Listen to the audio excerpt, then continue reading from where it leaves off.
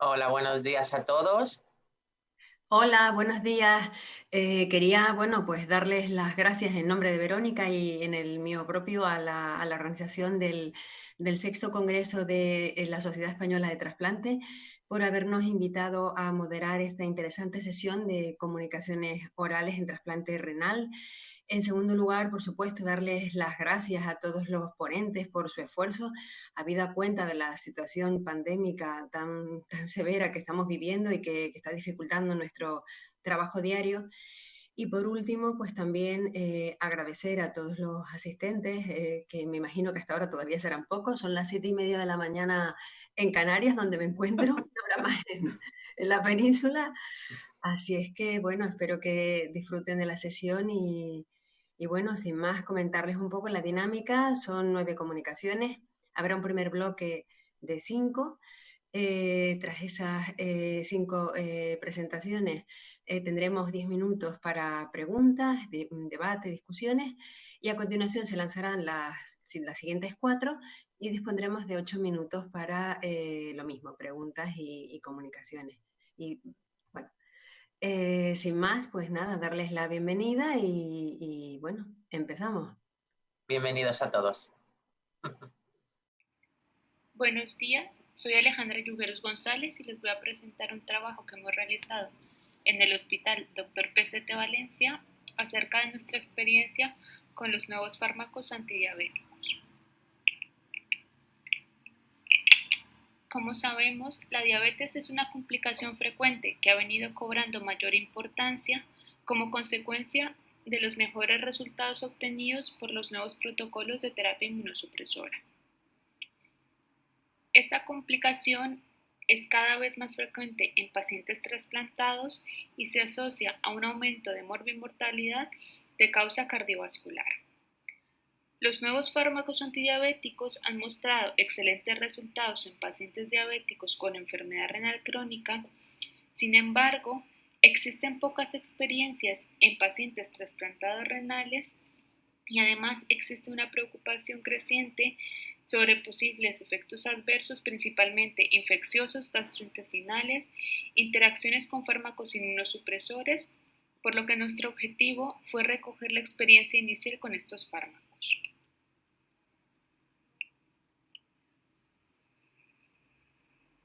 Se realizó un análisis retrospectivo de los pacientes que iniciaron el fármaco en 2019 y se recogieron datos antropométricos, clínicos, analíticos, basales a los 3 meses, 6 meses y 12 meses tras el inicio. La muestra que recogimos fue de 15 pacientes en total. 13 de ellos iniciaron tratamiento con un agonista GLP-1 y 2 de ellos con un inhibidor de CGLT2. La edad media de los pacientes fue de 54 años, 64% eran mujeres, las cuales iniciaron tras 28 meses de trasplante renal. Como dato a destacar fue la indicación del tratamiento, ya que en 10 de los casos iniciaron el fármaco por su diabetes y 5 de ellos iniciaron por indicación médica de perder peso.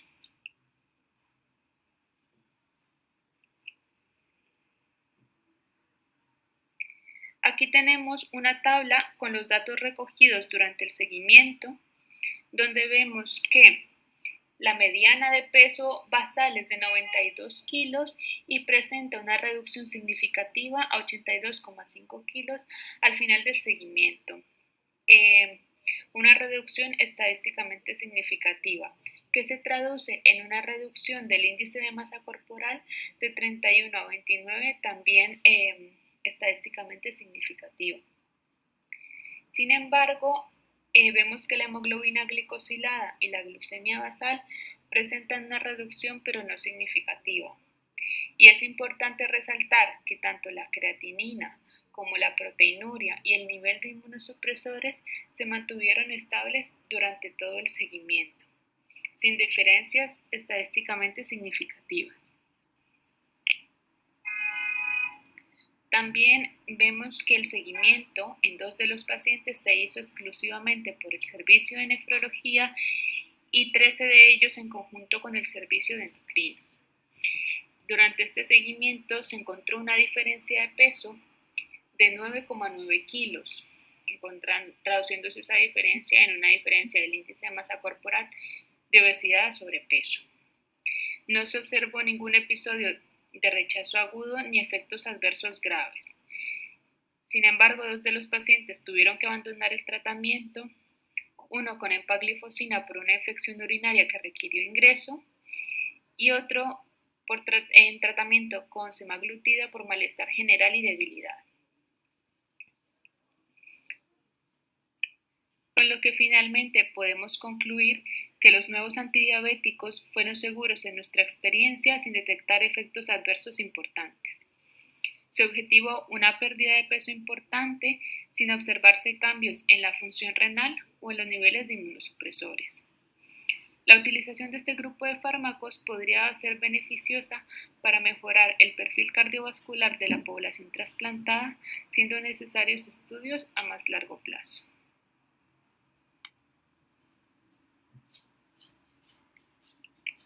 Muchas gracias y aquí dejamos nuestros correos por si tienen alguna pregunta. Buenos días, mi nombre es Cristian Córdoba, hago parte de la unidad de trasplante renal de la Fundación Puigverd y hoy hablaremos acerca de si la incompatibilidad en EPLET es un determinante en la exposición a tacrolimus. Para conocer los EPLEX es importante entender el sistema HLA, el cual se ha determinado de diferentes formas a lo largo del tiempo. Los métodos serológicos han sido la prueba estándar durante muchos años. Sin embargo, hoy en día es más habitual utilizar métodos más sensibles basados en ADN molecular. Estos pueden ser de baja resolución o alta resolución.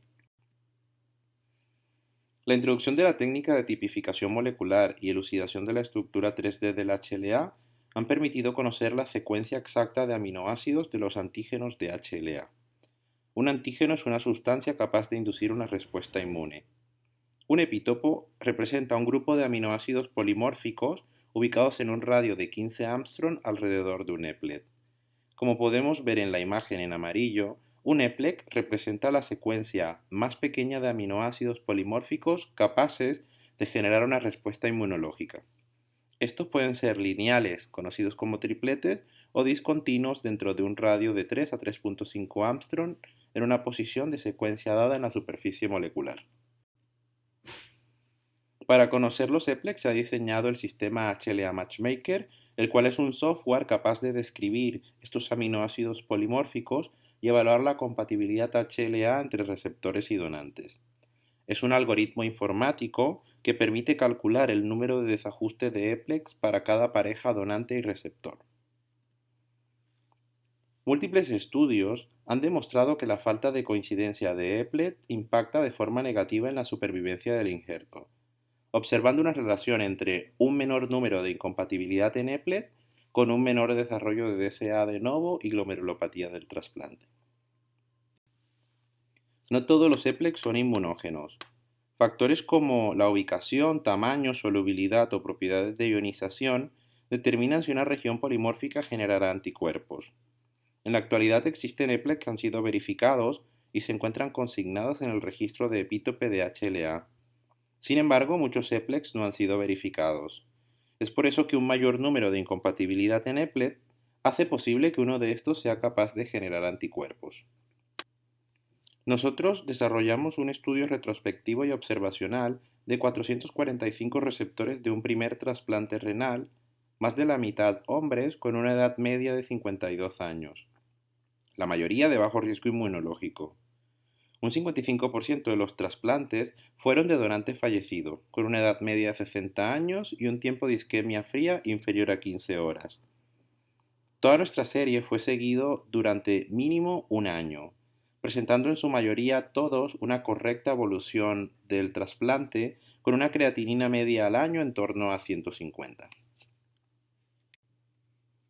En cuanto a la inmunosupresión de inducción, en caso de donante fallecido utilizamos timoglobulina y en caso de donante vivo utilizamos basilizumab. La inmunosupresión de mantenimiento de todos se basó en tacrolimus, micofenolato y prednisona. Se excluyeron todos los pacientes con difusión primaria o pérdida de seguimiento antes del año. Todos los trasplantes se realizaron bajo la prueba de CROSSMAT por citotoxicidad negativa y utilizamos métodos moleculares de tipificación de HLA para receptores y donantes durante todo el periodo. En caso de baja resolución, se utilizó el catálogo de alelos comunes. Se utilizó el software HLA Matchmaker versión 2.1 para conocer las incompatibilidades EPLET, DR y DQ. Se monitorizó los niveles de tacrolimus según el protocolo habitual de nuestro hospital y no se determinaron niveles de micofenolato. La dosis de tacrolimus de inducción fue de 0.2 mg por kilo día, con ajuste de dosis según niveles y tiempo de trasplante. Se realizaron grupos en base a la clasificación encontrada en la literatura, siendo DR mayor o menor a 10 número de incompatibilidades en EPLEX, DQ mayor o menor a 17 incompatibilidades y la combinación de ambos. En todos ellos analizamos la supervivencia del injerto y episodios de rechazo agudo. Al evaluar la supervivencia del injerto, comparamos los grupos DR mayor a 10 incompatibilidades versus DR menor a 10 incompatibilidades. Observamos que la supervivencia del injerto fue mayor en el grupo con menor número de incompatibilidades en EPLET. Observamos además que el grupo con mayor número de incompatibilidades EPLET-DR presentaron más episodios de rechazo. Al analizar la supervivencia del injerto y episodios de rechazo agudo en el grupo de Q, no encontramos diferencias estadísticamente significativas. Al realizar el mismo análisis en pacientes con baja incompatibilidad versus alta incompatibilidad EPLET, nuevamente encontramos diferencias en cuanto al grupo de mayor incompatibilidad con más episodios de rechazo. En el segundo análisis, agrupamos los pacientes en aquellos que presentaban baja incompatibilidad EPLET versus pacientes con alta incompatibilidad EPLET y lo relacionamos con los niveles de tacrolimus al año. Como podemos observar en la tabla, el grupo con mayor incompatibilidad en EPLET, manejado con niveles más bajos de tacrolimus, presentó una mayor incidencia de rechazo agudo, con una P estadísticamente significativa.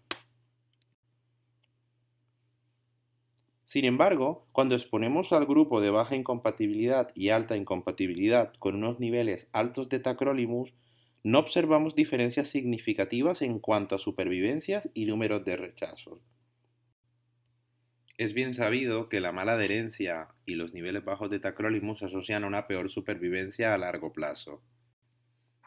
De acuerdo con nuestros resultados, encontramos algunos estudios como este, donde en 195 pacientes se muestra una enorme asociación entre el número de incompatibilidad en EPLET y la no adherencia, con un aumento en los episodios de rechazo y disminución en la supervivencia del injerto.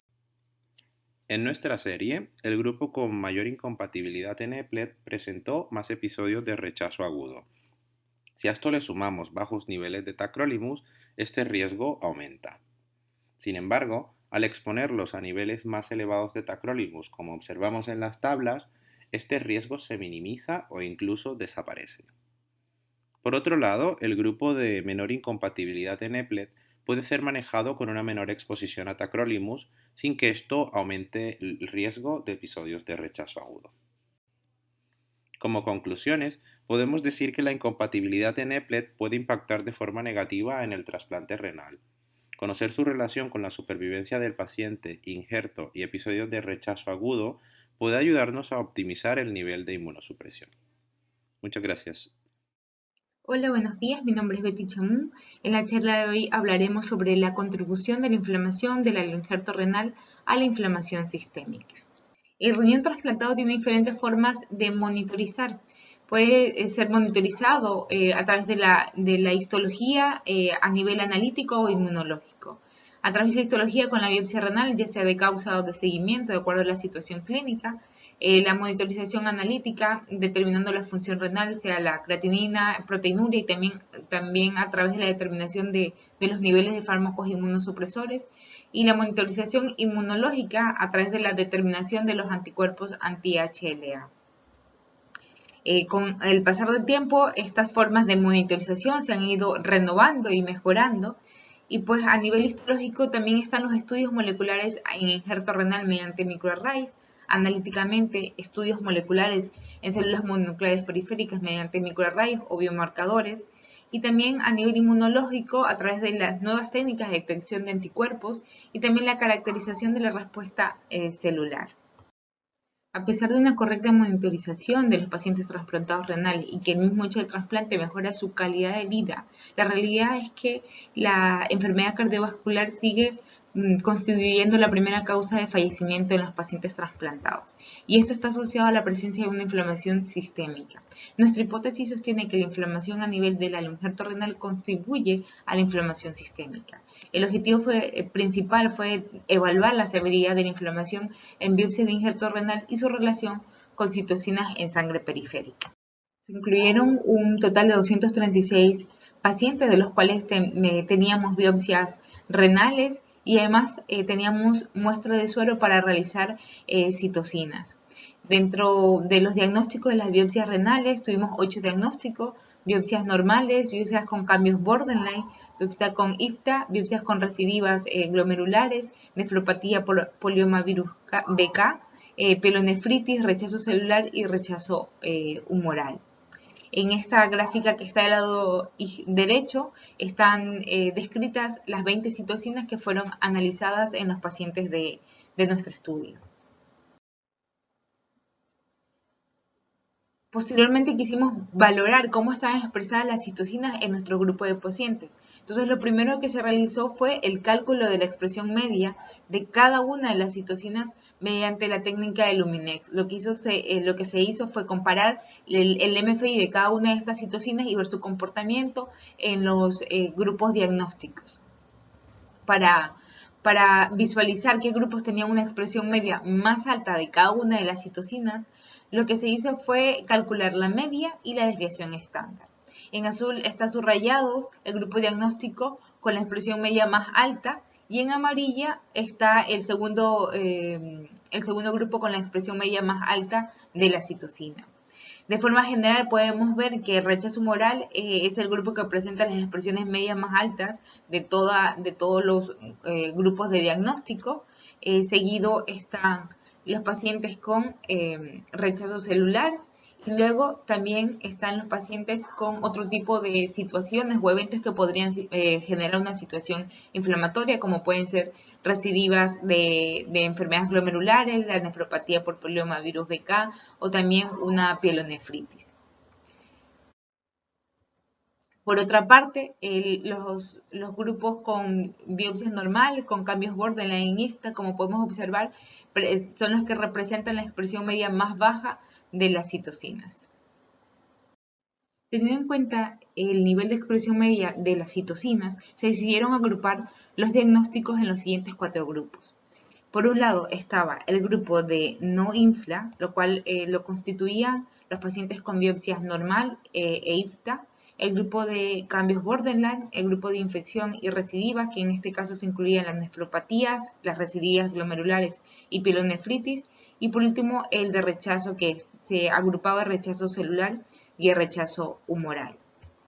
Nosotros quisimos obtener el perfil de pacientes a partir de la expresión de citocinas independiente de su diagnóstico. Lo que se hizo fue reducir el conjunto de datos a través de un análisis de componentes principales. En la figura que está a la izquierda se muestra que el primer componente explica un 52% de la variabilidad, el segundo componente un 10%, y así sucesivamente se observó que los 10 primeros componentes explicaban el 90% de la variabilidad. Por otra parte, se observó además que todas las citocinas se correlacionaban de una forma positiva con la dimensión 1 del análisis de componentes principales. Una vez reducimos la dimensión de los datos a través del análisis de componentes principales, lo que se hizo fue un análisis de clúster por el método de PAN. Esto para poder clasificar a los pacientes según su nivel de inflamación sistémica. Como podemos observar en la gráfica, se puede ver que 2 clústeres obtienen el valor más alto y por lo tanto es el número más óptimo de los grupos para poder clasificar a nuestros pacientes. tanto, se dividieron en el grupo 1 de inflamación baja y el grupo 2 de inflamación alta. Posteriormente realizamos un análisis de regresión logística multivariada, en el cual observamos que la presencia de rechazo se asocia con inflamación sistémica elevada, medida con un panel de 20 citocinas y además de una forma independiente que la proteína sea reactiva. Con estos datos se realizó un proceso de construcción de un árbol de clasificación que se conoce como CAR. El objetivo de este árbol de clasificación justamente fue clasificar a los pacientes a partir del menor número de citocinas posibles en los dos grupos previamente generados. El método de CAR se utilizó al observar que existía una gran colinealidad entre las citocinas. Se escogieron 3 citocinas proinflamatorias como son el MIP1 alfa, la interleucina 13 e interleucina 4. Y gracias a esto se pudieron dividir en 4 grupos: el de inflamación baja, el grupo 2 y 3 de inflamación media y el grupo 4 de inflamación alta. Por último, hicimos una comparación del grupo CAR versus el grupo de diagnósticos histológicos. Como podemos observar, con el grupo 3 del grupo CAR se asoció a una mayor inflamación, es decir, incluyen un mayor porcentaje de pacientes con diagnósticos de rechazo o de recidivas e infecciones. En cuanto a los diagnósticos de cambios borderline, así como INFLA, como podemos observar, están divididos o están incluidos en los 3 grupos. Esto nos permite deducir que estos diagnósticos tienen un patrón de inflamación muy diferente y con esta nueva clasificación permite reclasificar a los pacientes de una forma más eficiente. Como conclusiones podemos decir que existe una relación entre la inflamación tisular y la inflamación sistémica. La caracterización de la inflamación sistémica no permite diferenciar el rechazo de otras causas de inflamación tisular. Y por último, la inflamación proporcionada por las 20 citocinas estudiadas puede obtenerse mediante la determinación de únicamente 3 citocinas. Muchas gracias. Este estudio engloba los resultados de 5 hospitales trasplantadores catalanes, por el cual yo hago de portavoz y les agradezco mucho el esfuerzo generado. El principal problema en el campo del trasplante es el déficit de órganos por las largas listas de espera que tenemos de enfermos, y por ese motivo se ha aceptado en la última década donantes de características expandidas y donantes en asistolia controlada. Los resultados en estos últimos son muy alentadores en el caso de donantes jóvenes, pero los resultados en donantes más añosos o de características expandidas no está tan demostrado. Por ese motivo, el principal objetivo de este trabajo era evaluar cuáles eran de forma granular las variables que más impactaban en estos resultados y con ellas generar un algoritmo predictivo validándolo con una cohorte externa europea y posteriormente y finalmente evaluar el riesgo-beneficio de hacer este trasplante respecto a quedarse en lista de espera usando los datos del Registro de Enfermos Renales de Cataluña. A nivel estadístico se eligieron los predictores en función de variables que estaban publicadas en la literatura o variables que según los clínicos parecían que pudiesen influenciar más, y por bootstrapping nos quedamos con esas variables que permanecían en el modelo predictivo en más del 60% de aquellos modelos que habíamos generado. Se incluyeron un total de 1.161 pacientes en el análisis. Como pueden ver, de una cohorte inicial de casi 2.800 pacientes incluidos en lista de espera desde el 2013 al 2017, y estos 1.161 se compararon con 1.585 enfermos de la cohorte de validación EQUITE, la cohorte europea, y también se compararon con estos 1.342 enfermos que permanecieron en lista de espera al final del seguimiento. Respecto a las características de los donantes, eran más añosos y más hipertensos que aquellos donantes expandidos, independientemente si fuesen en asistolia controlada o en muerte encefálica, y curiosamente aquellos en asistolia controlada tuvieron peor función renal medida por la creatinina sérica y un score de Remucci peor en el caso de asistolia controlada y Expanded Criteria Donor. Aquellos receptores de un donante expandido también fueron más expandidos, con más diabetes y más eventos cardiovasculares. Y ya a modo de resultados, empezando por la supervivencia del injerto, como pueden objetivar, y según esta clasificación más clásica de la UNOS, aquellos enfermos que presentaban peores resultados, algo bien conocido, eran los donantes en asistolia controlada y expandidos, como pueden objetivar a un seguimiento de 48 meses, comparado con aquellos donantes que eran estándar, independientemente si fuesen en muerte encefálica o asistolia controlada.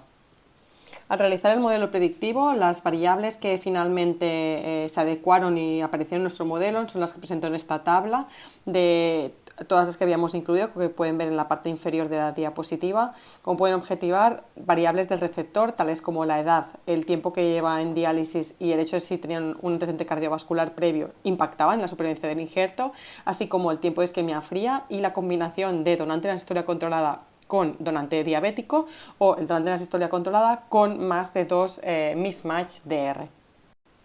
Y aquí les dejamos reflejado este subgrupo de enfermos, la curva de supervivencia de este subgrupo de enfermos con peores resultados. Como pueden objetivar, los donantes en asistolia controlada y diabéticos tenían una pérdida de injerto de casi el 50% al año de haber recibido este riñón. La validación en la Corte Europea Equite mostró, como pueden ver en la primera gráfica por deciles de riesgo, una buena calibración y una buena discriminación en el gráfico de la derecha, con un índice de CD-Harrell de 0.71.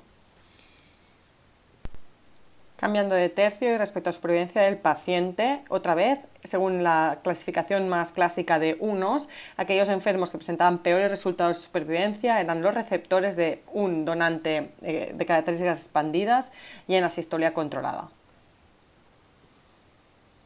Cuando se hizo una evaluación más granular de los potenciales factores de riesgo que impactaban en esta supervivencia del paciente, básicamente eran características de los receptores que más impactaban, receptores añosos o con una enfermedad cardiovascular previa. También impactaba el tipo de donante, la asistolia controlada conllevaba peores resultados y el tiempo que llevaba en diálisis. Aquí les presento la curva de supervivencia de los pacientes y los que presentaban peores resultados eran aquellos receptores de un donante de asistolia controlada y los receptores con una enfermedad cardiovascular previa. La validación en la Cohorte Europea Equite mostró una buena calibración y una buena discriminación con un índice CD-Harrell de 0.73. Y finalmente les presentamos un escenario hipotético en el que mostramos la supervivencia teórica de estos pacientes que se permanecieron en lista de espera, que hubiese pasado con ellos si les hubiésemos trasplantado en este escenario hipotético peor generado por nuestro algoritmo de predicción de supervivencia del paciente. Y ordenados por grupos de riesgo, empezando a la derecha, como pueden ver, aquellos enfermos añosos que tuviesen antecedentes de un evento cardiovascular, que recibiesen un donante en asistolia controlada y además varón, tenían una supervivencia predecida de casi el 17% comparado con el 21% que se estaba observando en la lista de espera. Así que en el escenario peor, en estos casos, los pacientes se beneficiarían de recibir este injerto con estas características que les conferían peor pronóstico al año.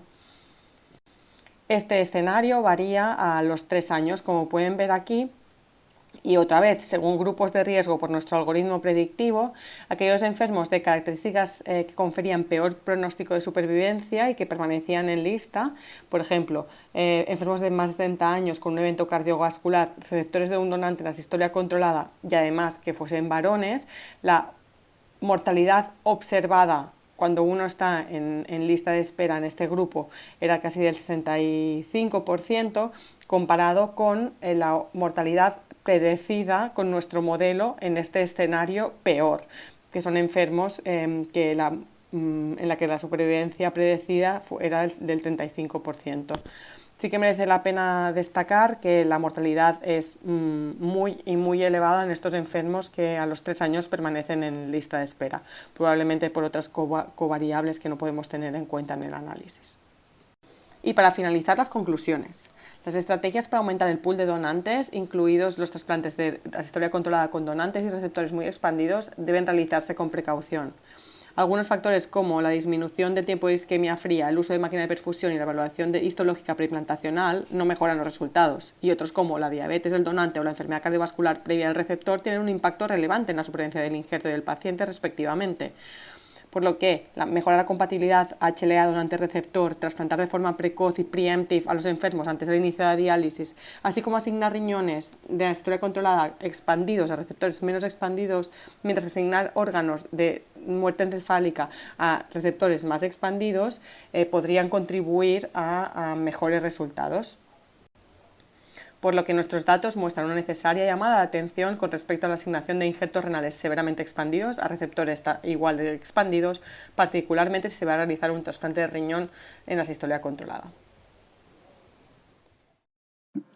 Buenos días, soy Lucía Peña y desde la ONT y en nombre del Grupo de Trabajo del Registro Español de Donante Vivo presento en este congreso el siguiente estudio que tiene como título El donante vivo renal con obesidad, análisis del riesgo perioperatorio y evolución post-trasplante.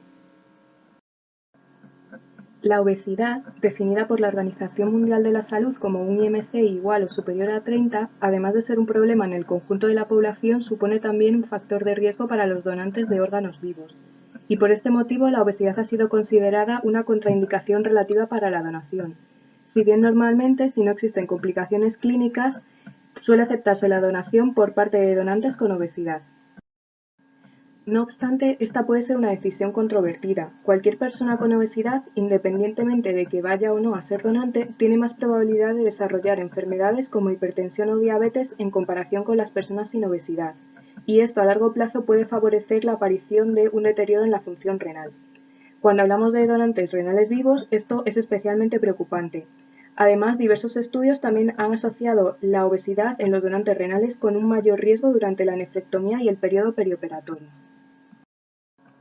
Conociendo estos datos, en el siguiente estudio nos planteamos dos objetivos. En primer lugar, analizar el perfil del donante renal vivo en España para conocer la tasa de donantes con obesidad.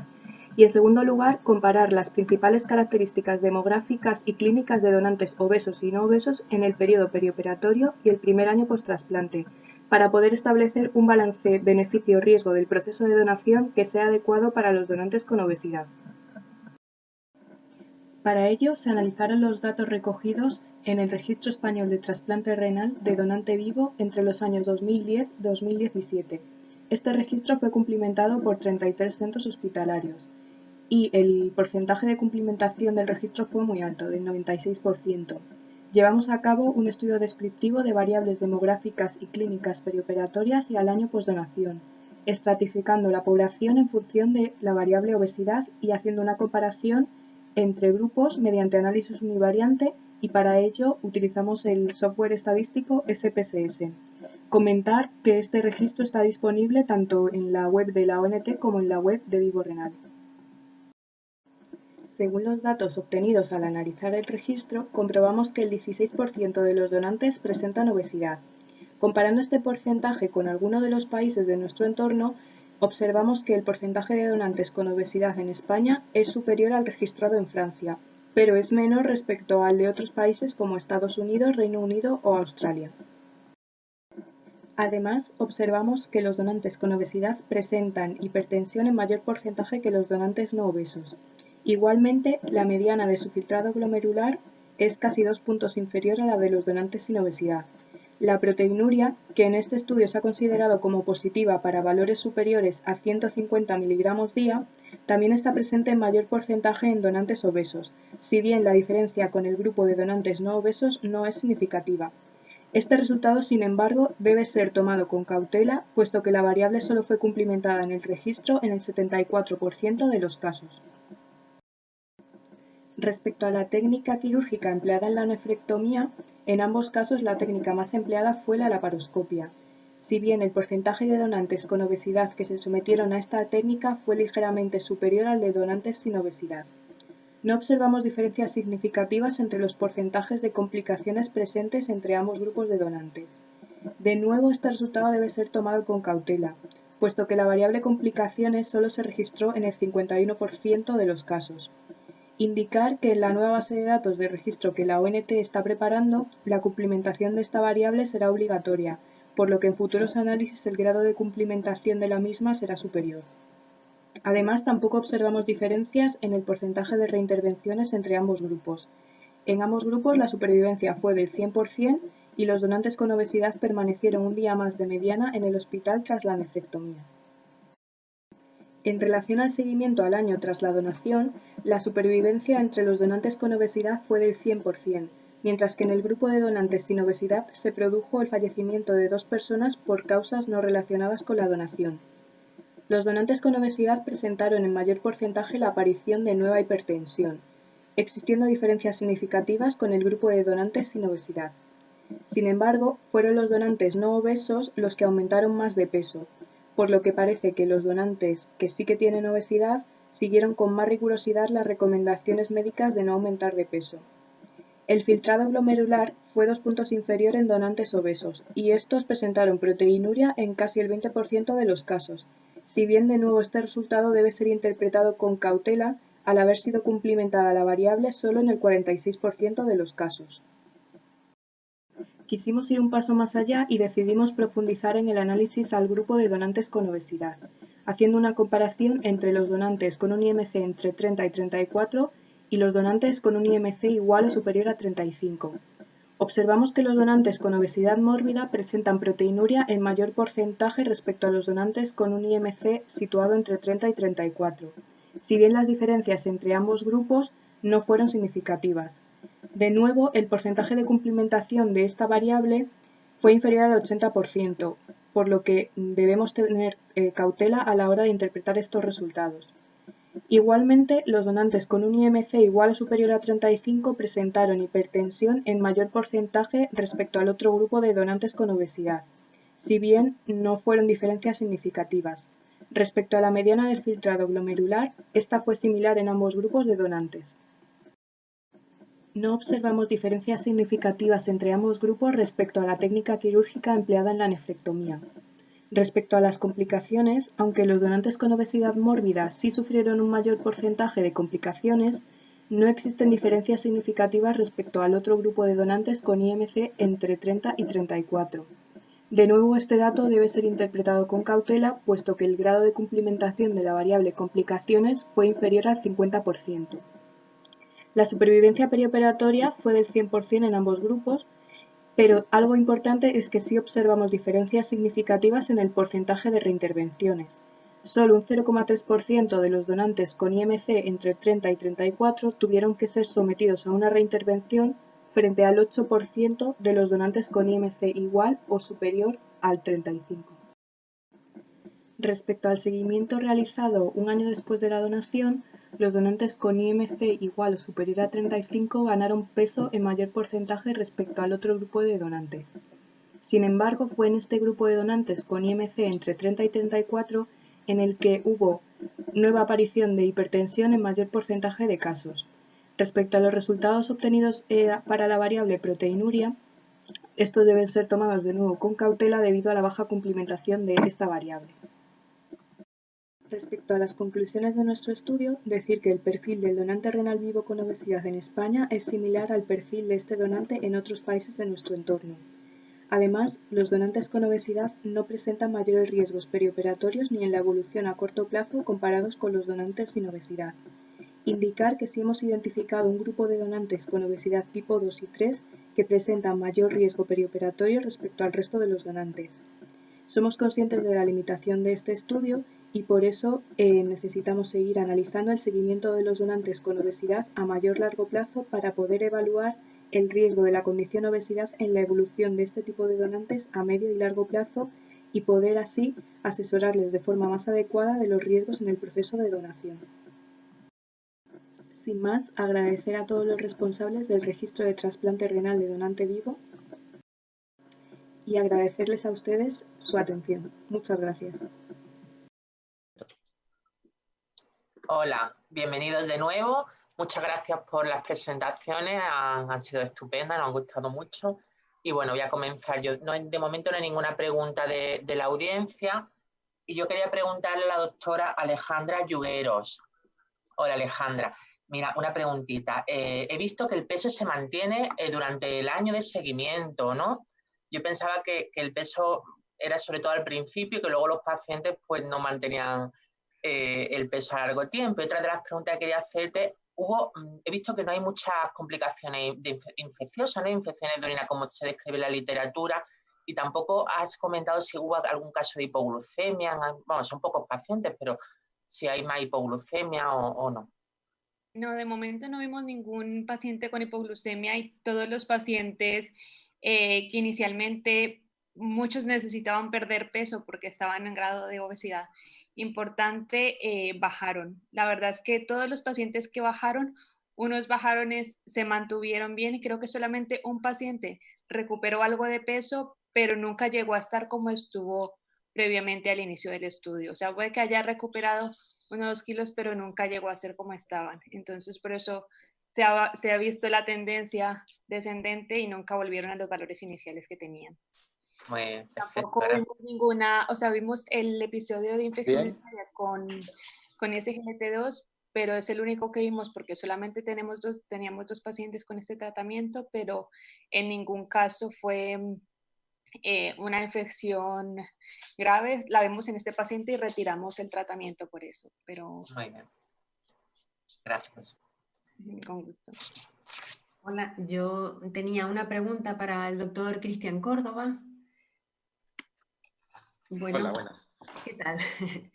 Mira, quería preguntarte si en base al trabajo que has presentado, que me ha parecido muy interesante, si el HLA Matchmaker es una herramienta pues que está disponible fácilmente para la práctica habitual o es aplicable fácilmente, y que si en base a esto recomendaría su uso para individualizar la inmunosupresión, es decir, que aquellos que tengan una baja incompatibilidad, reducir, o sea, permitirte reducir más los niveles de anticalcium urínico con vistas a evitar otras complicaciones que cada vez son más frecuentes, del tipo de neoplasias, infecciones por virus BK, etc.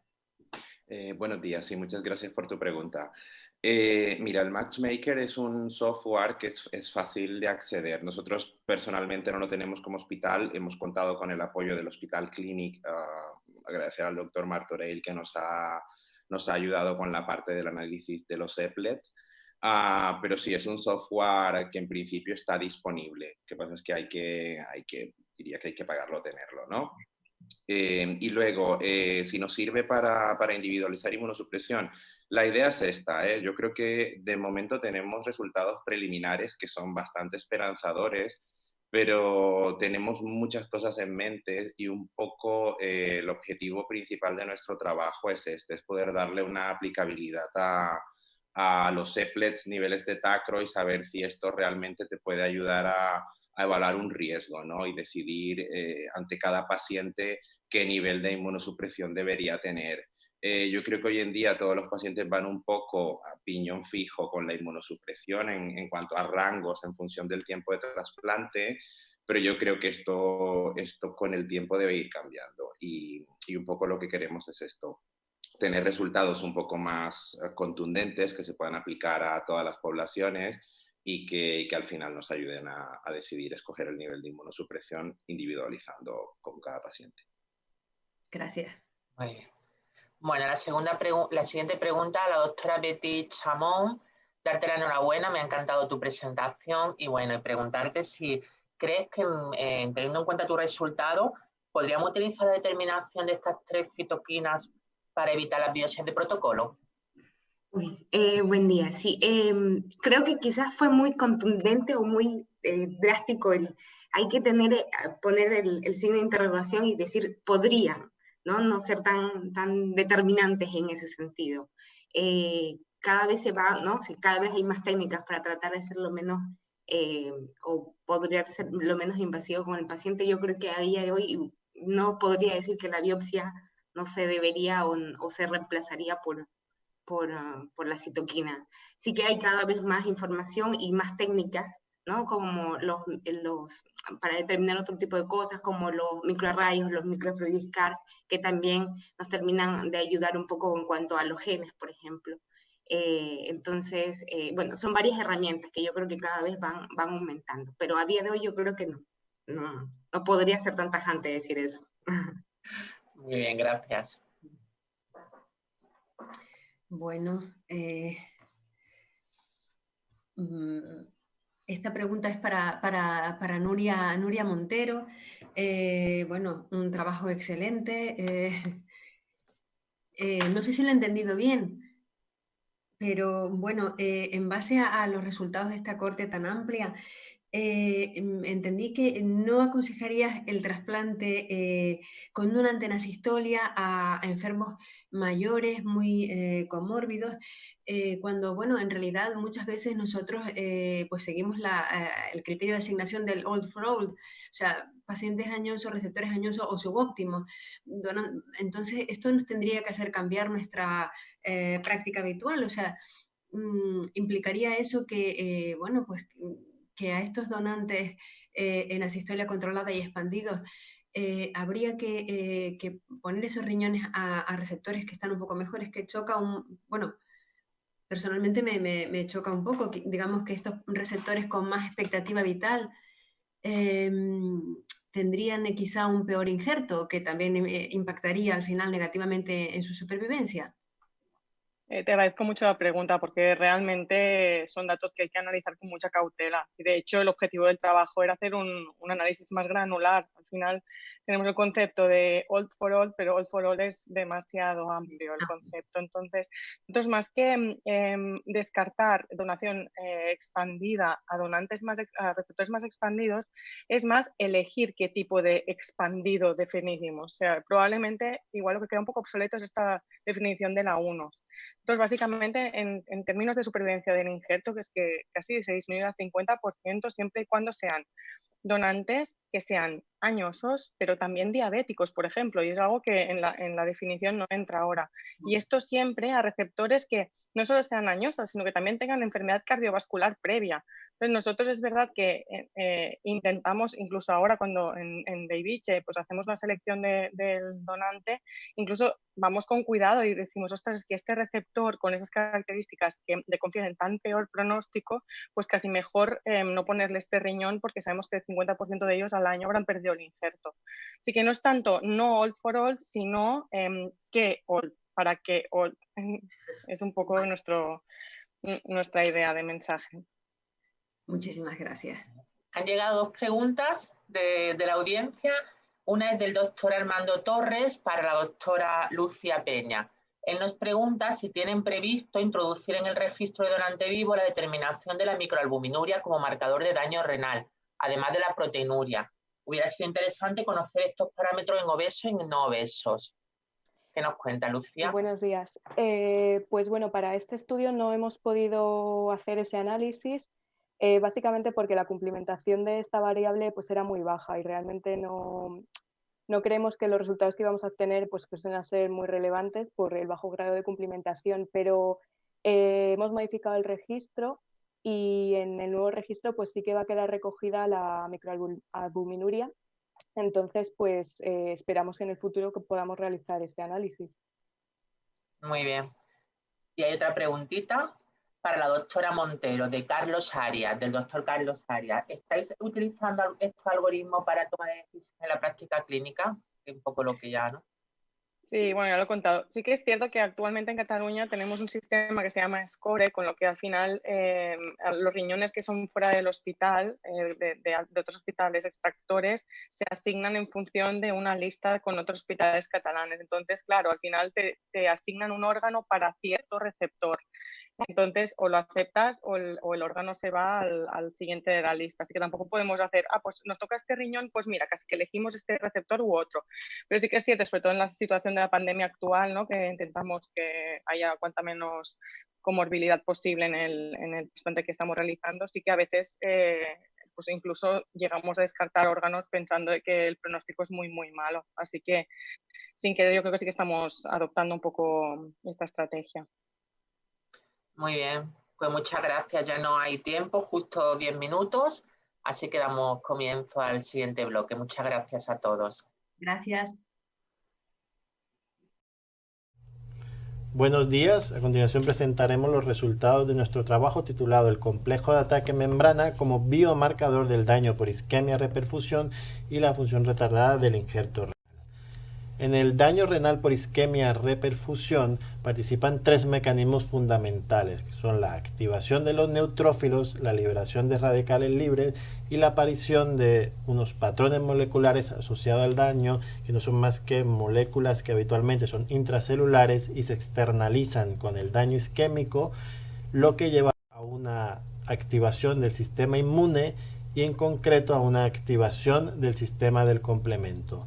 Esta activación, como podemos ver en la gráfica, se puede dar por cualquiera de las 3 vías del sistema del complemento y finalmente, independiente de la vía, van a llevar a la formación o van a concurrir en la formación del complejo de ataque membrana, que es la fracción final del complemento y que va a producir, por un lado, un daño celular directo, una lisis celular directo, una apoptosis, lo cual va a llevar a la liberación de diferentes citoquinas inflamatorias y migración de diferentes células que van a producir una inflamación a nivel del tejido renal y una posterior fibrosis. En este estudio quisimos evaluar la activación del complemento en la función retrasada del injerto renal y también evaluar la utilidad de los niveles plasmáticos de este complejo de ataque de membrana MAC como biomarcador en este fenómeno. Con este fin, realizamos un estudio prospectivo en trasplantados renales realizados en nuestro centro entre abril del 2016 y diciembre del 2017, entre los que excluimos a pacientes provenientes de donante vivo, asistolia no controlada, los que habían presentado un episodio de rechazo agudo o una trombosis precoz o que nunca habían sido funcionantes. En total, incluimos 59 pacientes, de los cuales un 36% habían presentado función retrasada del injerto y un 64% no. En estos 59 pacientes evaluamos los niveles plasmáticos de complejo ataque membrana tanto el día 0, que fue el día que ingresaron para el trasplante, como 7 días después del trasplante. Para esto utilizamos una técnica de ELISA. Adicionalmente, evaluamos los depósitos histológicos de MAC, factor H y C3D en un subgrupo de 12 pacientes que habían presentado función retrasada del injerto y como control utilizamos 4 pacientes que tenían una biopsia de protocolo al año prácticamente normal o con una IFTA leve. Cuando comparamos las características basales de los pacientes que desarrollaron función retardada respecto a los que no, vimos que estos eran de mayor edad, tanto el donante como el receptor, tenían con mayor frecuencia antecedente de diabetes y provenían de donantes en muerte en asistolia. En este caso eran todos asistolias controladas. No encontramos diferencia en cuanto al tipo de isquemia. Cuando analizamos los niveles de MAC de forma basal y al día 7 cómo cambiaban estos niveles, observamos que el MAC aumentó de forma significativa solo en los pacientes que presentaron función retardada, y esto lo podemos ver tanto en la gráfica que muestra los valores individuales como en aquella que muestra la media, en la que el nivel el día 7 fue más elevado respecto al basal solo en el grupo de función retardada. Los pacientes sin función retardada no presentaron una variación significativa entre estos niveles. Este aumento se relacionó de forma independiente con la aparición de función retrasada. Esto lo vimos tras realizar un análisis multivariante en el que incluimos características del donante, como la edad y todas las que están incluidas dentro del score KDPI, y otras variables como la edad del receptor, o el antecedente de diabetes, o que el donante proviniera de una asistolia. Analizamos qué punto de corte nos podía discriminar mejor entre pacientes con o sin función retardada del injerto, y encontramos que un aumento de un 5% fue el que mostró una mejor área bajo la curva y una mejor sensibilidad. Teniendo en cuenta este valor de un aumento, este aumento de MAC se relacionó con una función retardada del injerto más prolongada. Ya que como podemos ver en la gráfica, aquellos pacientes que tuvieron que la duración de esta función retardada fue mayor de 10 días, en su gran mayoría, en un 88%, pertenecían al grupo de los pacientes que habían presentado un aumento de MAC mayor de 5%. Este aumento porcentual también se relacionó con una peor creatinina al año y a los 24 meses. En esta gráfica vemos las creatininas de los pacientes que presentaron función retardada y podemos ver cómo en aquellos que además de esta función retardada tuvieron un aumento de MAC mayor al 5%, el valor de creatinina también fue mayor al año y a los 2 años.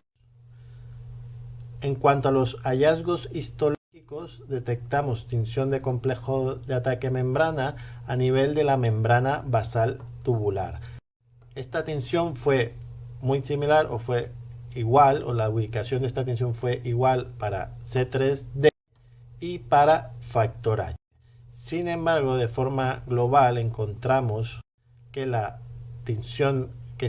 tinciones de estos 3 factores fueron de forma más frecuente difusas y más perimetrales en los pacientes con función retardada. La tinción difusa la clasificamos como aquella que afectó a más del 50% del tejido afectado, y como vemos claramente en las gráficas de barras, fue más frecuente en los pacientes con función retardada, que los vemos en un color naranja más claro, y también fue con mayor frecuencia más perimetral, o sea, afectó más del 50% del perímetro tubular. En cuanto a la intensidad, encontramos una tinción más intensa tanto para MAC como para factor H. Es verdad que en la tinción de C3 la intensidad fue muy similar entre los dos grupos. En base a nuestros resultados, podemos decir que los pacientes con función retardada presentan una mayor activación del complemento. Y para afirmar esto, nos basamos en el hecho de que tenían o que presentan unos niveles de MAC más elevados, cuando comparamos los valores basales con los valores al 7º día post-trasplante, y también los depósitos más difusos de diferentes fracciones del complemento, como el propio MAC, el factor H o el C3D. También encontramos que el aumento de los niveles de MAC se relacionó con una función retardada más prolongada y con una peor función renal 1 y 2 años tras el trasplante, lo que podría reflejar un cuadro más severo y con una mayor fibrosis posterior. Finalmente, podemos decir que los niveles plasmáticos de MAC se podrían evaluar como un marcador de gravedad de la función retardada, y también podrían ser útiles para identificar subgrupos de pacientes con función retardada que se podrían beneficiar de pautas inhibidoras del complemento. Muchas gracias por vuestra atención. Buenos días. La presente comunicación está realizada conjuntamente con el Servicio de Estadística y Epidemiología de la Universidad del Hospital Universitario de A Coruña. Las causas cardiovasculares son la principal causa de muerte en los pacientes trasplantados renales con injerto funcionante, y la enfermedad coronaria es la enfermedad prevalente dentro del fenotipo de enfermedad cardiovascular en la insuficiencia renal crónica y en el trasplante.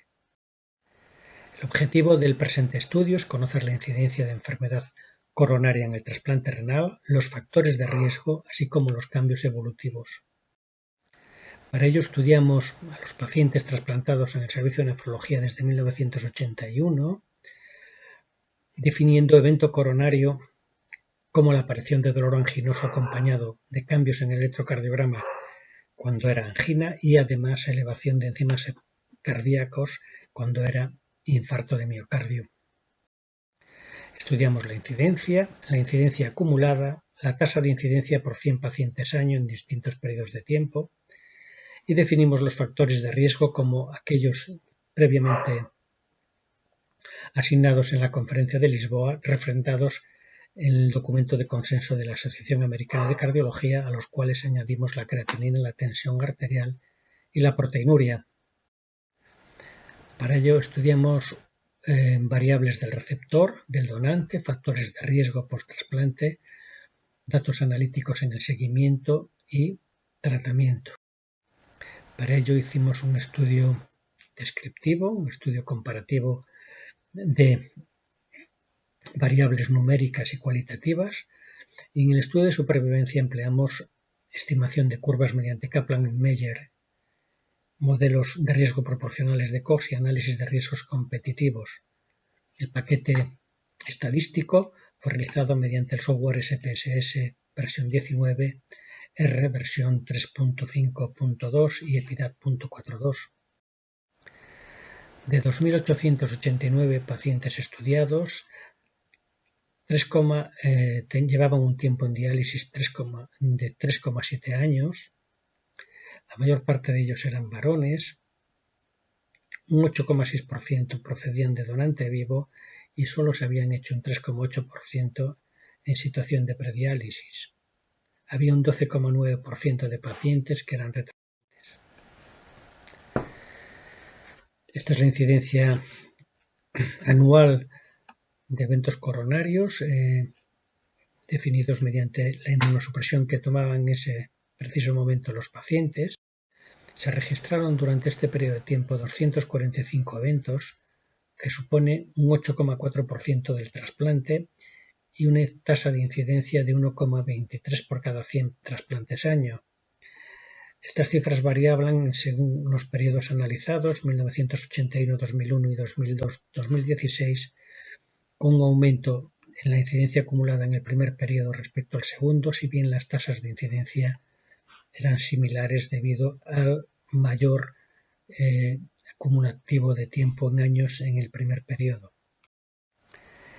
La incidencia acumulada al primer año era de 4,1%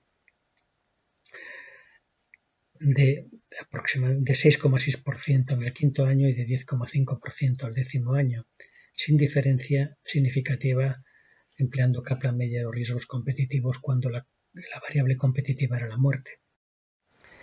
De los 245 eventos coronarios, 93 fueron durante el primer trimestre, lo que supone una frecuencia de 37,9%, habiendo un incremento porcentual de un 21,8% en el segundo periodo respecto al primero. Cuando comparamos la tasa de eventos coronarios, observamos una disminución considerable del número de eventos durante el segundo periodo de tiempo analizado, más allá del 2001. Hasta el 2016, tanto si empleamos el Kaplan-Meier como el modelo de riesgos competitivos, lo que sugiere un descenso considerable de hasta casi un 50% la incidencia de eventos coronarios. Cuando analizamos los factores de riesgo, en el análisis univariado casi todos los factores de riesgo analizados eran significativos, tanto de variables numéricas cuantitativas como cualitativas. En análisis de regresión logística vimos que la edad, el tiempo en diálisis, la enfermedad cardiovascular previa, diabetes, fumar, colesterol, creatinina y tensión arterial sistólica eran los factores relevantes. De especial atención la enfermedad cardiovascular previa y una variable modificable como es el hábito tabáquico, los principales responsables del riesgo de evento coronario. Los análisis de los factores de riesgo, según análisis de Cox, el primer trimestre destacaban la función retrasada del injerto, la enfermedad cardiovascular previa y la edad mayor de 60 años. Si analizamos los factores de riesgo en función de los periodos de tiempo, veamos una heterogeneidad en los factores globales. En cambio, durante el primer trimestre se mantenían muy estables tanto la enfermedad cardiovascular previa como la función retrasada del injerto, añadiéndose la edad del paciente. Y esto es así porque hay cambios evolutivos en las variables, a pesar de que hay un aumento en la edad media, hay aumento en la diabetes pre y post-trasplante, un aumento en el hábito tabáquico, existe una disminución de la proteinuria, una disminución del filtrado, un aumento en el filtrado glomerular, una disminución del colesterol, de la tensión arterial media y un aumento considerable de las estatinas. Evolutivamente en gráficos podemos observar un incremento en la edad, un incremento en la diabetes, un incremento en el hábito tabáquico, acompañado también de un descenso de las cifras de colesterol, de creatinina y de tensión arterial media. Concluimos pues que la tasa de incidencia de enfermedad coronaria post-trasplante es de 1,23 por 100 pacientes año, que la incidencia acumulada es de 6,6% al quinto año y de 10,4% al 10 años. Demostramos un descenso en la incidencia de enfermedad coronaria en los últimos 15 años de casi un 50% a los 10 años. Que la incidencia de eventos coronarios es mayor durante el primer trimestre y en clara relación con la edad, enfermedad coronaria previa, enfermedad cardiovascular previa y factor función retrasada del injerto, y los factores de riesgo coronario analizados en nuestra población son la edad, el tiempo en diálisis, la enfermedad cardiovascular previa, la diabetes post-trasplante, el hábito tabáquico, el colesterol, la creatinina y la tensión arterial sistólica. A pesar de un aumento de ciertos factores de riesgo en los últimos años, como la edad de los pacientes diabéticos, enfermedad cardiovascular previa y fumador, existe una disminución de la incidencia debido a un mejor control de la tensión arterial, del colesterol y de la función renal. Gracias por su atención. Buenos días. El trabajo que expondré a continuación ha sido realizado en colaboración con el Servicio de Hematología, en concreto con la Unidad de Aféresis del Hospital Universitario de A Coruña. En los últimos años, diversos hospitales se han incorporado a la realización de este tipo de trasplante, lo que ha permitido aumentar las cifras totales de trasplante renal avioincompatible en España. El trasplante renal avioincompatible es ahora una opción terapéutica para los pacientes con insuficiencia renal crónica tras un protocolo de sensibilización pretrasplante. El descenso de isoglutininas por debajo de 1,8 es a menudo requerido y títulos elevados de sensibilización, según algunos autores, pueden condicionar el futuro trasplante. El objetivo de nuestro estudio es analizar el pronóstico de estos pacientes sometidos a desensibilización y comparar los resultados en función del título de isoglutininas basales. Para ello estudiamos los pacientes avioincompatibles trasplantados en nuestro centro y sometidos a un protocolo de desensibilización con rituximab, aféresis e inmunoglobulinas. El acondicionamiento previo se realizaba con rituximab a una dosis de 375 miligramos por metro cuadrado que comenzaba aproximadamente un mes antes. Entre 1 y 2 semanas previos al trasplante iniciamos aféresis con plasmaféresis convencional o columnas de glicosor y en 2 casos columnas de terasor. En estos momentos también iniciamos la inmunosupresión con triple terapia con tacrolimus derivados del ácido micofenólico y prednisona. Cuando se alcanzaba un título de isoglutininas pre-trasplante menor de 1,8, se administraba una dosis de inmunoglobulinas inespecíficas de 400 miligramos por kilogramo de peso y se procedía al trasplante en las siguientes 24 horas. Desde 2013 no realizamos aféresis post-trasplante a no ser que exista la sospecha de rechazo agudo. Los pacientes eran además sometidos a profilaxis con valganciclovir, sobre todo en donantes positivos receptores negativos, y profilaxis habitual con septrin y en nuestro caso itraconazol o anfotericina.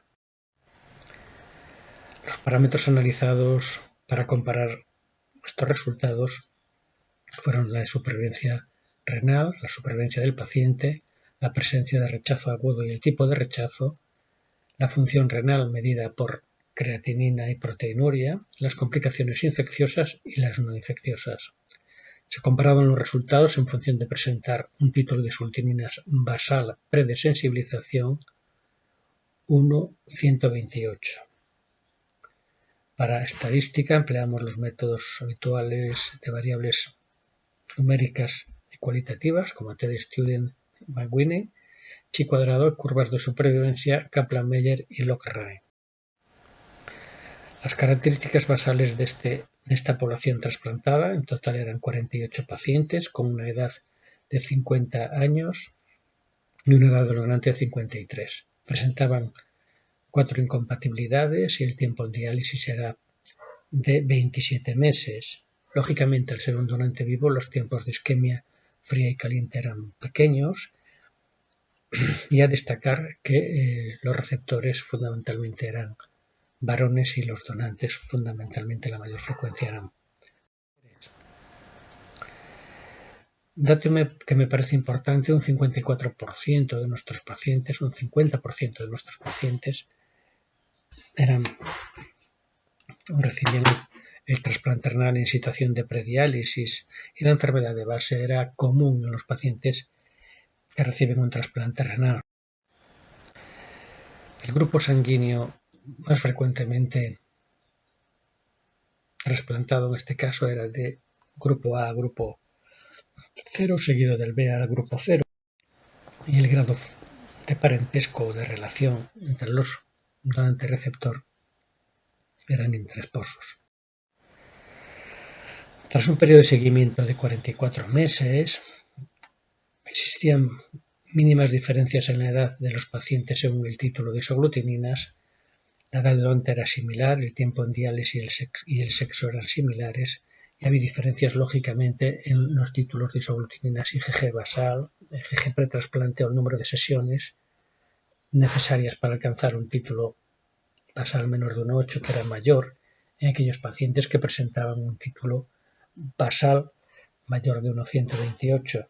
Asimismo, el volumen de procesado era mayor y las técnicas de aféresis empleadas para la desensibilización era mayormente empleado las columnas de glicosor o combinación de ambos protocolos, aféresis y columnas, en aquellos que presentaban un título mayor de 1,128. Los niveles de plaquetas y fibrinógeno eran similares y había mayor número de días de ingreso hospitalario debido lógicamente a un mayor número de aféresis necesario para proceder al trasplante, aunque esta diferencia no fue estadísticamente significativa. La supervivencia del paciente y la supervivencia renal era similar en ambos grupos. Asimismo, la presencia de rechazo agudo era similar. Se registraron en total 5 rechazos agudos, todos en el grupo de 1,128, menor de 1,128. 2 rechazos agudos eran borderline, 2 eran un 1A y 1 era un rechazo mixto en un paciente HLA incompatible. La supervivencia libre de citomegalovirus era ligeramente superior en aquellos que tenían un título inferior de isoglutininas, al contrario que la supervivencia libre de virus BK, si bien las diferencias no eran estadísticamente significativas.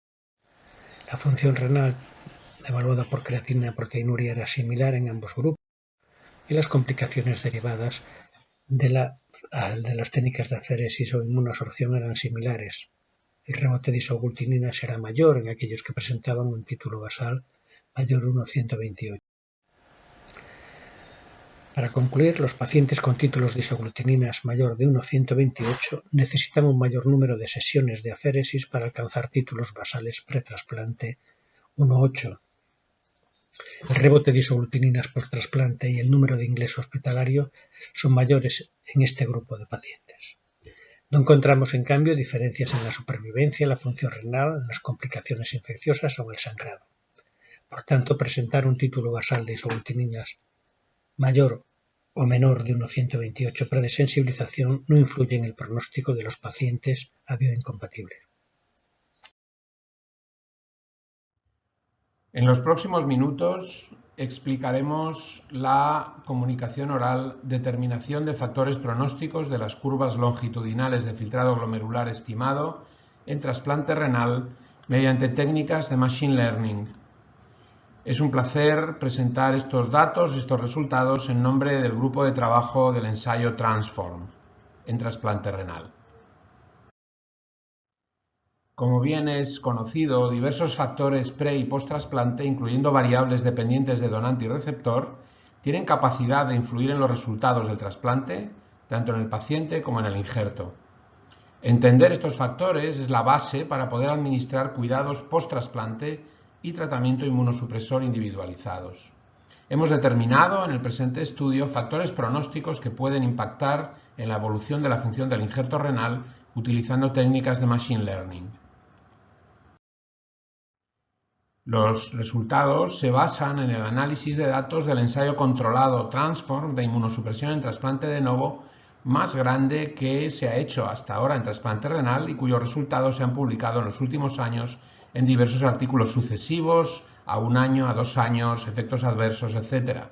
El ensayo tenía un diseño simple, 2 ramas de tratamiento con randomización en el momento del trasplante a recibir los pacientes después de inducción con basiliximab o timoglobulina a una exposición completa de tacrolimus o ciclosporina asociado a micofenolato o una exposición reducida asociada a everolimus. La conclusión fundamental es que la combinación de dosis reducida de inhibidor de calcineurina con everolimus no era inferior a micofenolato y dosis estándar de inhibidor de calcineurina, con excelentes resultados en supervivencia, función renal y efectos adversos en ambos grupos. Los objetivos del estudio que presentamos hoy eran identificar factores pronósticos que se relacionen con el filtrado glomerular estimado a los 24 meses y analizar los factores predictores de filtrado glomerular a 2 años según la rama de tratamiento y según las características del donante. Los métodos se basan en técnicas de Machine Learning que resumimos en 2 diapositivas. La visualización de los datos se lleva a cabo situando cada curva individual de filtrado en el tiempo por subgrupos, junto con las curvas medias correspondientes, como veremos en un momento. Se utilizaron 3 métodos de Machine Learning para predecir el filtrado glomerular: el Generalized Additive Model, GAM, el árbol de regresión y el Random Forest. Utilizamos una serie de variables convencionales, habituales, como factores pronósticos, tanto del receptor, edad, género, índice de masa corporal, raza, diabetes sí o no, filtrado al mes 1, función retardada, inducción, tipo de diálisis o HLA mismatches, del donante, edad, género, raza, tipo de donante, vivo, de fallecido expandido, fallecido estándar, grupo de tratamiento, por supuesto, everolimus versus micofenolato, tipo de inhibidor de calcineurina, exposición al inmunosupresor, horas de isquemia fría y, naturalmente, infecciones, rechazos y anticuerpos donante específicos. Para cada método de Machine Learning se identificaron los factores pronósticos más importantes.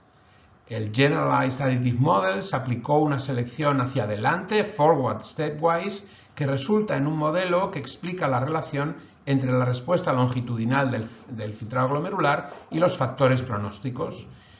Con el árbol de regresión y el Random Forest se desarrollaron como filtrado glomerular a 24 meses, respuesta y todos los factores pronósticos candidatos como predictores, todos los que hemos comentado previamente. Para ir directamente a los resultados y su visualización, aquí se puede observar cómo las curvas individuales de filtrado glomerular estimado en cada rama de tratamiento, a la izquierda everolimus, inhibidor de calcineurina, a la derecha micofenolato, inhibidor de calcineurina, muestran una enorme variabilidad entre pacientes y una curva media que es prácticamente idéntica entre las 2 ramas de tratamiento. Prácticamente al mes se obtiene el mejor filtrado y luego ya se observa un aumento lento y progresivo hasta los 24 meses que es idéntico en ambos. Las gráficas de curvas individuales del filtrado glomerular se estratifican aquí en esta diapositiva según el tipo de donante y aquí sí que se observan diferencias relevantes. Los receptores de donante vivo muestran una respuesta en filtrado glomerular muy rápidamente favorable que se estabiliza, como se ve en la gráfica central en color verde, a las 2 semanas del trasplante en 58 ml/minuto de media, como vemos con gran variabilidad en las curvas individuales.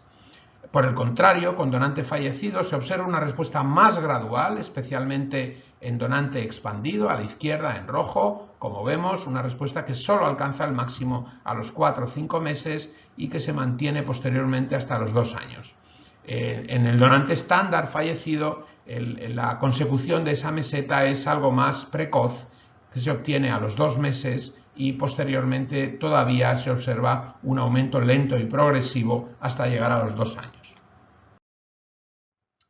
El mejor modelo aditivo generalizado identificó un total de 10 predictores. El modelo más simple se establece solo con edad del donante y filtrado glomerular estimado a 1 mes, que alcanza una rentabilidad similar al modelo completo de 10 factores en la predicción del filtrado a 2 años. Ahí vemos como en el eje de las X aparecen las variables en el orden que son seleccionadas en el Step Forward Analysis hacia adelante y en el eje Y disponemos del coeficiente error de predicción. Si solo cogiéramos el filtrado a 1 mes aún tendríamos un error relevante de al menos el 10%, pero si a él añadimos la edad del donante prácticamente la rentabilidad del modelo es idéntico con esas 2 variables solo que con las 10 completas. Y aquí se observa cómo el subgrupo de filtrado inferior a 37 y superior en edad del donante a 48 muestra la respuesta de filtrado más baja a 2 años, y el subgrupo de máximo filtrado muestra obviamente la mejor respuesta de filtrado a 2 años. El Random Forest muestra de nuevo que la edad del donante y el filtrado glomerular a un mes son los mejores predictores, prácticamente abarcan más del 50% de la agudeza en esa predicción que el modelo máximo. En conclusión, los 3 métodos de Machine Learning identificaron que el filtrado glomerular al mes y la edad del donante son los factores pronósticos más importantes para observar el nivel de filtrado glomerular a 2 años y predecirlo, y el Generalized Additive Methods y el árbol de regresión proporcionan una visualización muy interpretable y atractiva de la respuesta de filtrado a largo plazo en los diferentes subgrupos. Muchas gracias por la atención. Muchísimas gracias a todos los ponentes por las magníficas presentaciones. Tengo una pregunta de la doctora María López Oliva para el doctor Carlos Arias. ¿Han evidenciado correlación entre los niveles plasmáticos de complejo ataque membrana y los valores de aptoglobina? Hola, buenos días, gracias por la pregunta. La verdad es que no lo miramos, porque no medimos aptoglobina rutinariamente. No era un estudio de microangiopatía o de microangiopatías trombóticas como tal, centrado en función retrasada, y no tenemos ese dato, pero creo que sería interesante. Vale. Bien, yo tenía otra pregunta para ti. Bueno, hay estudios que dicen que bueno, la medición de factores de complemento en el donante, en la orina donantes no de criterios expandidos, puede discriminar incluso a qué receptores van a desarrollar función renal retrasada. ¿Habéis hecho una determinación basal del complejo ataque membrana en los donantes? No, la verdad es que era una de las ideas, digamos, pero luego tener muestra de los donantes, porque en nuestro centro en concreto muchos donantes vienen de centros externos.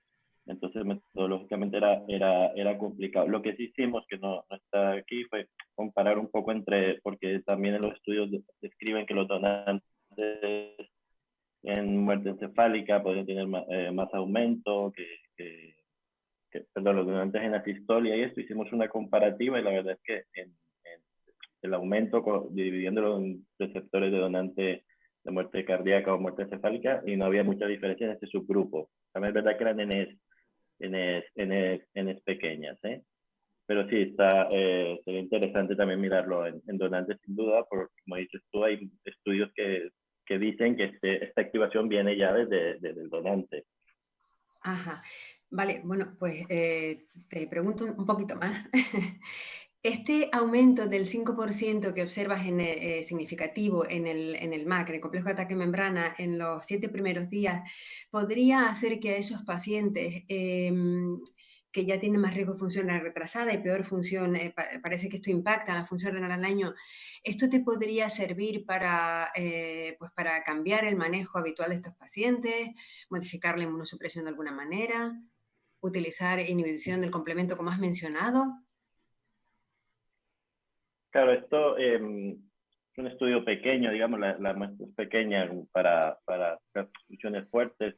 Estaría igual ampliar una muestra, tener una corte de validación para unos resultados un poco más concretos, pero yo creo que, como digo, yo creo que identifica un grupo de pacientes que está bastante relacionada o tiene un aumento importante de este complemento que perpetúa el daño. Y quizá en estos pacientes, si fueran medicamentos más accesibles, se beneficiarían de una inhibición del complemento. Yo lo creo así porque la peor función renal a los 2 años, sobre todo al año los 2 años, lo que me está diciendo es que este daño está ocasionando fibrosis que va a tener, que va a afectar la evolución del injerto a largo plazo. En el tiempo. Muchísimas gracias. Excelente presentación. A ti. Gracias. Hola, buenos días. Yo me uno a la felicitación de la doctora Pérez Tamajón. Me han encantado todas las presentaciones y le quería hacer una pregunta al doctor Tino Fernández. Ha comentado que en la enfermedad cardiovascular, ¿no?, el aumento en los primeros meses, en la segunda cohorte de pacientes, se debe seguramente a lo que los pacientes son más comórbidos, ¿no?, tienen más edad y tienen más comorbilidades. ¿Cree que los estudios de los que disponemos para estudiar a estos pacientes en la etapa pretrasplante tienen aún poca sensibilidad para diagnosticar la enfermedad cardiovascular en estos pacientes?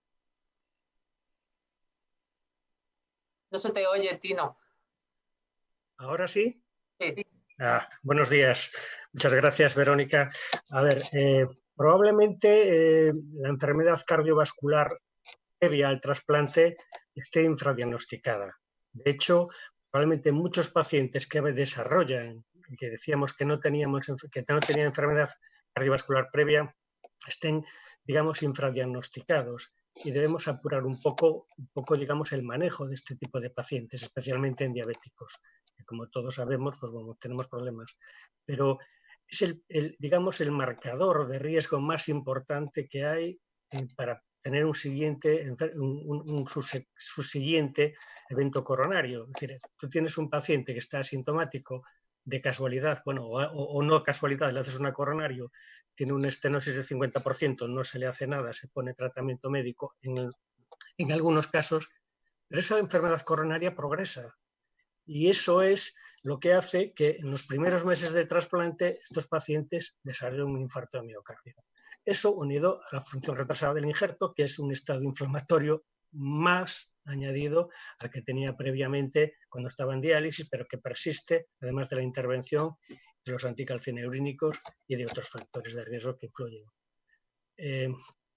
Es importante conocer que una vez pasado este periodo de tiempo, durante todos los años que hemos visto los pacientes, muchos pacientes permanecen estables, y eso es gracias fundamentalmente al control de los factores de riesgo, y ahí es fundamentalmente el control del colesterol, que desde que salieron las guías, las indicaciones de las estatinas, pues en nuestra gráfica bajaba espectacularmente las cifras. Muy bien, muchas gracias. Gracias, Verónica. Bueno, yo tengo una pregunta para el doctor Julio Pascual. Bueno, sí, felicitarle por el trabajo. Yo no sé si este Machine Learning es un método que está al alcance de todos, o si requiere unos sistemas informáticos muy potentes, con unos programas específicos, con operadores entrenados. Bueno, esa es una. Pues sí, buenos días a todos, gracias. En buena medida sí. Yo debo decir que la aplicación de esos métodos a este ensayo clínico no creas que aporta nada mucho más contundente que el SPSS que tú y yo más o menos sabemos utilizar. Es una aproximación a una muestra de pacientes importante, porque en trasplante hablar de miles es siempre relevante, pero al final son métodos que en el fondo donde se utilizan de verdad es en la predicción de modelos en los que hay cientos de miles de casos, o para predecir el tiempo, para entendernos, ¿eh? Entonces, bueno, yo creo que los resultados a los que se llegan, como ves, pues es que la edad del donante y el filtrado a un mes predicen lo que va a pasar a 2 años. Eso en el fondo lo hacemos tú y yo con el SPSS y no pasa nada. Y predecimos con un forward analysis un modelo de regresión logística o de Cox, según nos pongamos, y la aportación, bueno, pues metodológicamente es interesante porque te abre la posibilidad en el futuro pues poder meter pues los 100.000 pacientes que estén en el observatorio de la Organización Mundial de la Salud. Pero al final lo que he presentado hoy realmente es un ensayo sofisticado matemático que es posible hacerlo con programas más convencionales.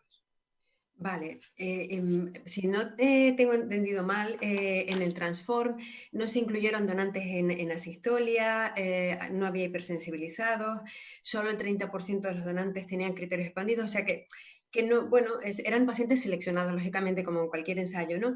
Si estos pacientes, todo este tipo de pacientes se incluyeran, ¿podrían cambiar los resultados? O sea, ¿podrían influir otras variables en la función renal estimada al año? Bueno, es posible. Debo decir que el Transform, aunque por supuesto tiene restricciones de inclusión, tenía una inclusión muy, digamos, expandida, en el sentido de que no tenía límite de edad, por ejemplo, ni donante ni receptor.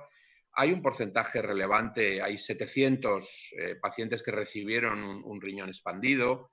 En fin, no había donantes en asistolia para no multiplicar el número de subgrupos. Y obviamente si incluimos este tipo de pacientes donantes en asistolia controlada, no controlada, etcétera, y vamos añadiendo ese tipo de factores, es posible que alteren finalmente esa ecuación. Ahora, yo creo que la edad del donante va a persistir con una contundencia importante y el filtrado que tienes al mes, esto Tino se ríe porque cuando era muy joven ya lo sabíamos. El filtrado precoz predice lo que pasa a 2 o 3 años o 5, y eso es así. Incluso la creatinina sérica sin más, como marcador tan sencillo, la que tienes a un mes te va a marcar la vida del riñón, vamos, de manera bastante sólida. Con lo que no creo que incluyendo algunas subpoblaciones que quedaron excluidas del ensayo, que ya digo que no son muchas, cambiara mucho la contundencia de esas dos variables tan de peso. Muchísimas gracias. No sé si hay alguna pregunta de la audiencia. No, ya estamos fuera de tiempo. La audiencia está desayunando. Así que damos por concluida estas comunicaciones. Muchas gracias a todos. Muchas gracias a todos. Gracias. Gracias.